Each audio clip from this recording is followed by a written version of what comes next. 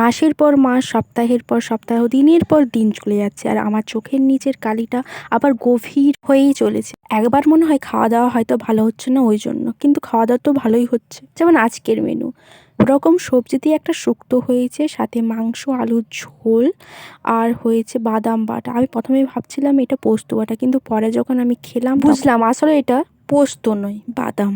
আমাদের বাড়িতে যেদিনই মাংস হয় সেদিন মা বেড়ে দেয় খাবার, কিন্তু আজকে আমি কলেজ থেকে ফিরে দিয়ে ঘুমোচ্ছে, তাই আমি নিজেই বেড়ে খেলাম।